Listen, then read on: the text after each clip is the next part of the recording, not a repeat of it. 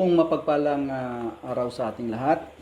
Ako po si Pastor Adolfo Mel Indoctivo and I'm here to present to you ito pong sinasabi kong God's Prophetic Solution to COVID-19. Lingid po sa ating kalaman, meron pong solusyon ng Panginoon sa nagaganap pong pandemya sa mundo ngayon. Kaya't narito po ako upang ito po lahat ng solusyon na to, pati nga po yung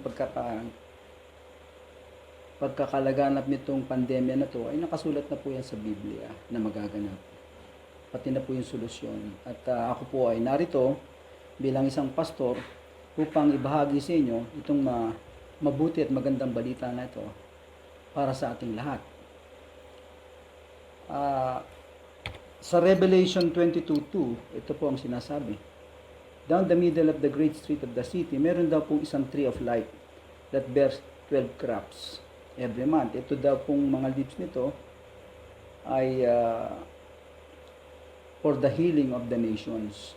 Pansinin po natin dito yung word na healing of the nations. Ibig po sabihin, magkakasakit ang mga bansa. Ito po ay tinatawag natin ngayong pandemya. Pansinin din po natin yung sinabi dito, bearing 12 crops of fruit. No? Ano po itong fruit na sinasabi na to na bineber nitong crops na to? Yung leaves na to ng tree na gagamitin sa healing of the nations. Now, marahil may tatanong nyo sa akin, paano magkakaroon ng tree of life na mayroong 12 crops? No? Ito po ay pinaliwanag pa ng mas malalim dito sa Ezekiel 47:12 na ang sinabi, fruit trees of all kinds will grow on both banks of the river. Ibig sabihin, yung palang tree of life na to ay is a general classification for all the fruit trees that are bearing these crops. And their leaves, sabi niya, will not wither, nor will their fruit fail. And sabi niya, dito sa verse na to, the fruit will serve for food and their leaves for healing. Now, sabi po nga natin dito, yung word na crops na sinabi, balikan natin sa Revelation 22:2, yung word na sinabi niya po dito na 12 crops of fruit. No? Ano po ba itong crops na to? Ayon po dito sa isang source natin ng information, ang crops po ay may tatlong klaseng classification. Pwede siyang commercial, taxonomical, and agricultural. Sa agricultural classification, isa po dito ay ang spices. So, ano po ba itong spices na to? A spice is a seed or fruit, root, bark, or other plant substance primarily used for flavoring or coloring of food. So, itong fruit na to na sinasabi dun sa Revelation 22:2, crops bearing fruit, that fruit actually refers to the spice. And sabi dito, spices are distinguished from herbs, which are the leaves. So ito pala, leaves, flowers, or stems of plants used for flavoring or as a garnish. So ito po pala mga leaves na binabanggit din doon sa Revelation 22:2 refers to the herbs. The leaves that will be used for healing the nations. So doon sa Revelation 22, no? Sa Revelation 22, actually, ang sinasabi ng Panginoon na solusyon sa pandemya ay actually herbal, which consists herbs and spices. Marami sa atin are not aware of this, no? And sinabi po dito sa isang source natin na to, spices were among the most demanded and expensive products available in Europe in the Middle Ages. The most common of this being black pepper, cinnamon, cumin, ginger, etc. Lahat po nitong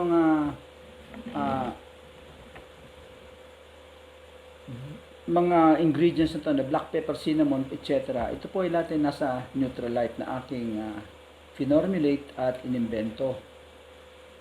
Now, itong spices and herbs accordingly were indispensable to balance humors in food, a daily basis for good health at the time of recurrent pandemic. So, doon palang mga panahon pong yun, meron na rin pandemics. At itong spices and herbs na to ay ginagamit na ng mga Middle Ages natin sa pag-solve sa kanilang mga recurrent pandemic. So palaging may mga pandemics para sa kanila before. Kaya nga po, pagka binalikan natin yung sa Revelation 22:2, herbs and spices are the solutions to the pandemia, to this pandemic of COVID-19. Kaya nga po nagawa natin itong Neutralife. Ito yung ating na-invento for 10 years, no? In 2008 kung po nagawa ito. At nag-undergo po ito ng 10 years almost of clinical testing. It is a mixture of honey, herbs, and spices. Ang concept po nito actually is Neutralife is to neutralize all the toxins, the viruses, the bacteria that enters our body for a better life.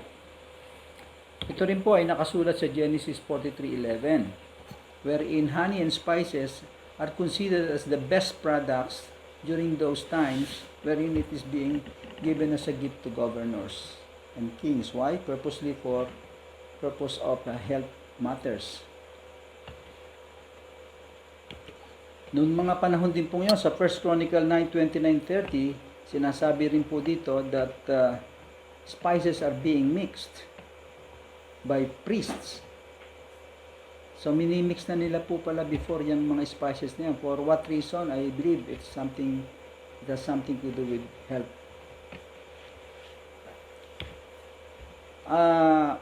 Ayon po sa article na to, sa journal na to na lumabas, no, there is a synergistic effect when you combine spices. And accordingly, the true medicinal value of spices is only now beginning to be unveiled.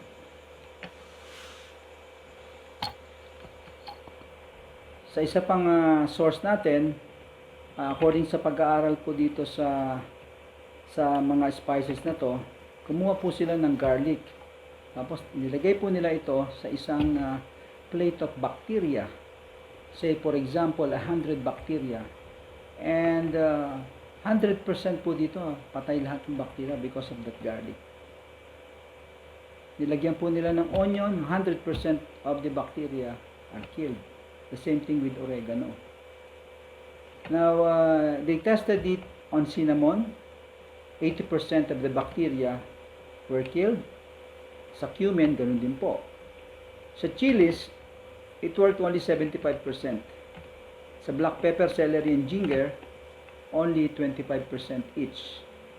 So dito makikita po natin that these ingredients, these are all ingredients of Neutralife, which when you combine will produce a synergistic effect to kill practically all kinds of bacteria, and I believe even viruses.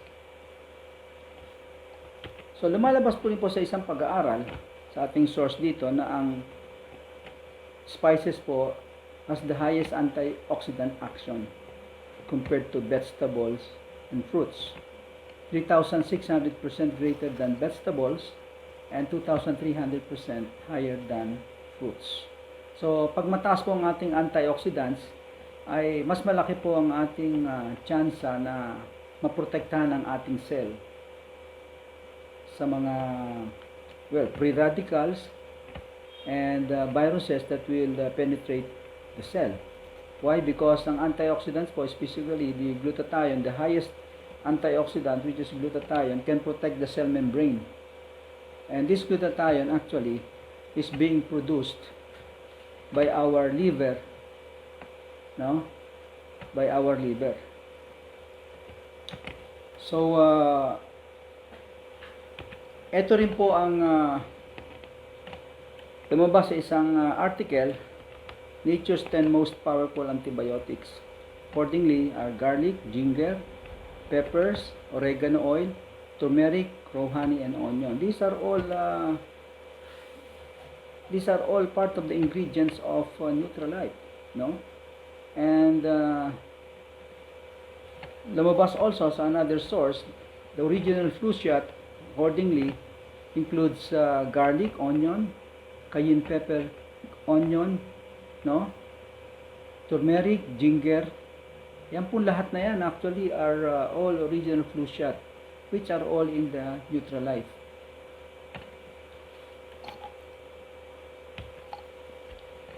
Now, if you're going to come research sa internet po, no, i-google po natin yung mga ingredients natin yan. Yung 13 ingredients na yan, actually, Neutralife is composed of the 13 ingredients. 12 of which are herbs and spices, and the other one is honey. Among the herbs and spices are garlic, onion, ginger, turmeric, cayenne, black pepper, cinnamon, oregano, parsley, and cumin. Pag tinignan po natin yan, ginugol po natin sa internet yan, makikita po natin na lahat po yan may antiviral properties.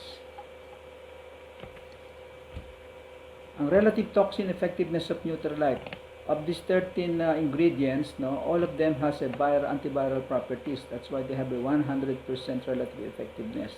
13 out of 13. The same thing with bacteria. All of them have antibacterial properties. And the same thing with fungi. So napakataas po ang antiviral at antiviral properties nitong Neutralife na to, ng mga ingredients ng Neutralife na to, at kayang-kaya nitong puksain ang COVID-19, or for that matter, any kind of virus. Relative health effectiveness of Neutralife, no? Pinag-aralan po natin ito, yung effectiveness ng Neutralife sa cardiovascular, sa circulatory system natin. Almost 13 of them has a powerful effect on cardio and circulatory system ng ating katawan. Magaling din po siya sa cholesterol. 13, 100% ang relative effectiveness niya. Sa high blood, sa respiratory, which includes yan yung mga pneumonia, asthma, yung breathing difficulties, magaling po dyan ng Neutralife. Almost 100% ang kanyang efficacy dyan.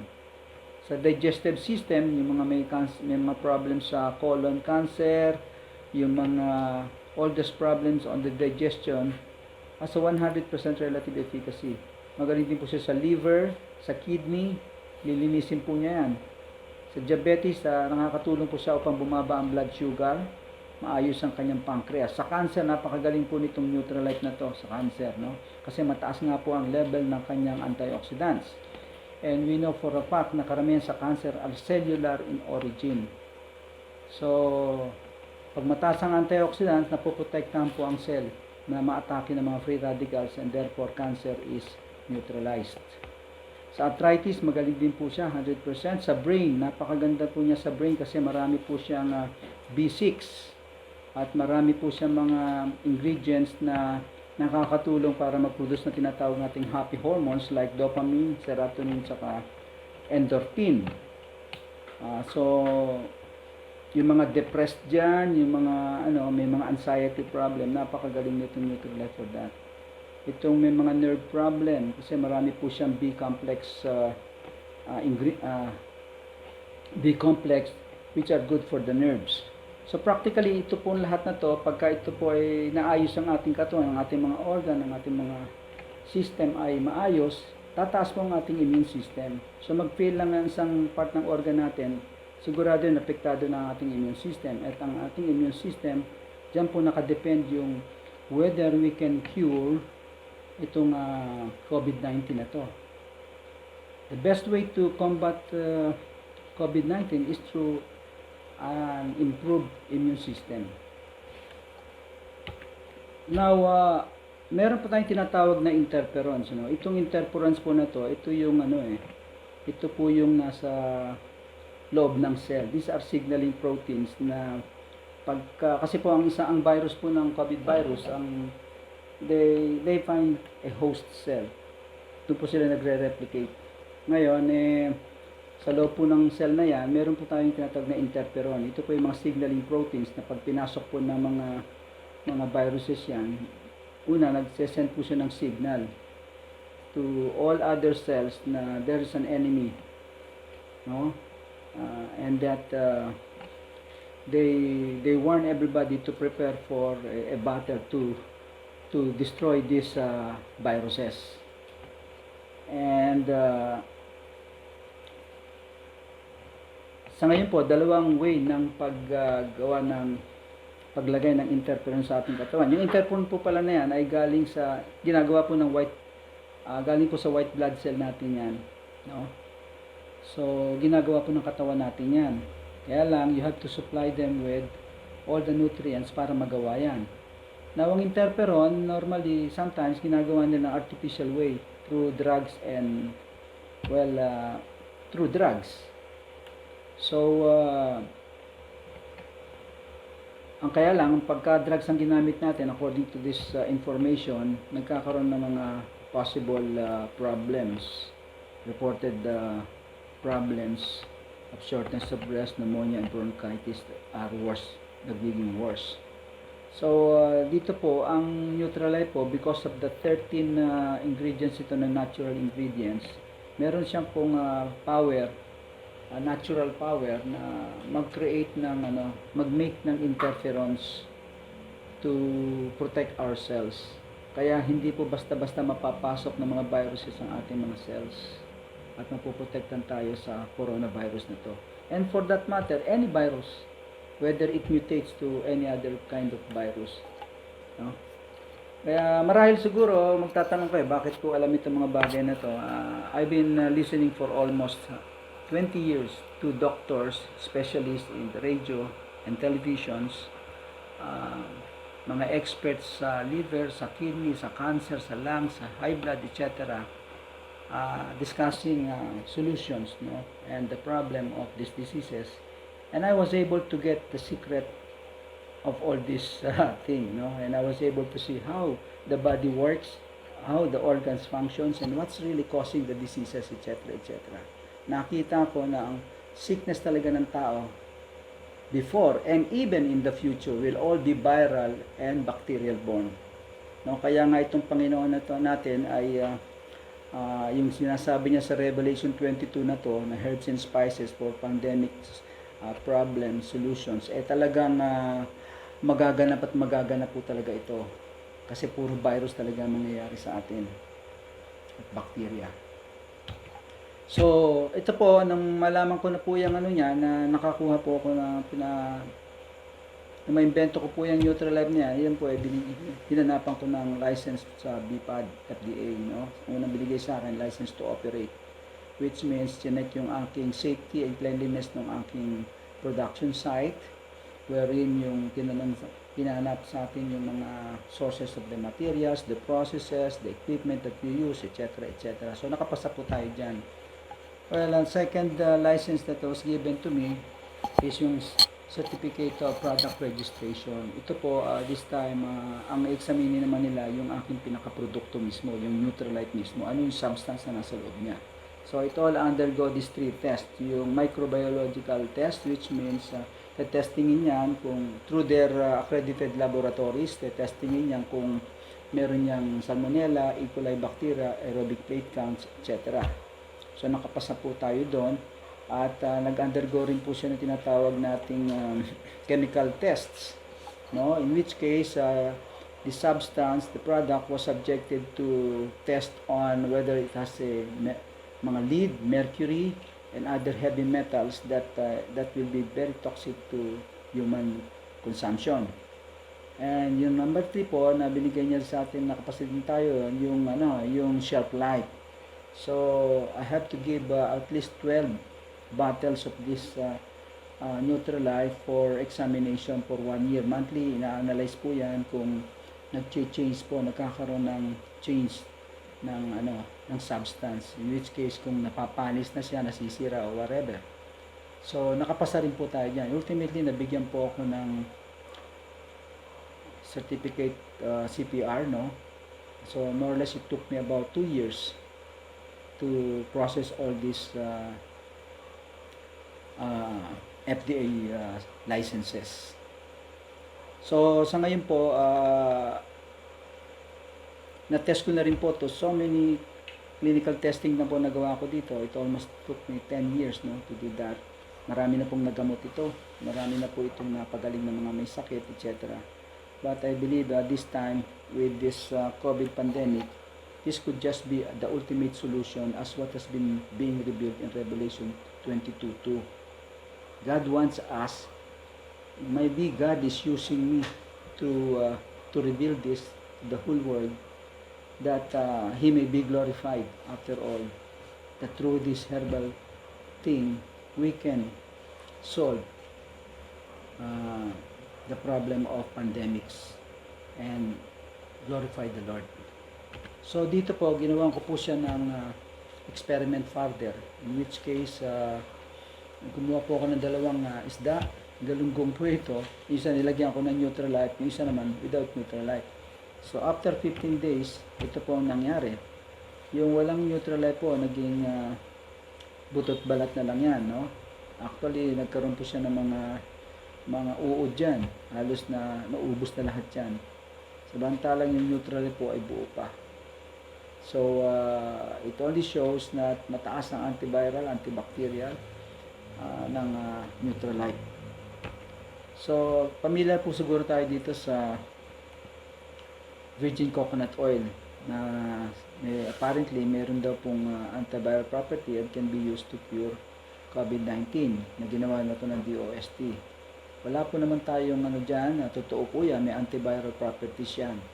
At kung posible mang nakakasolve yan ng COVID-19,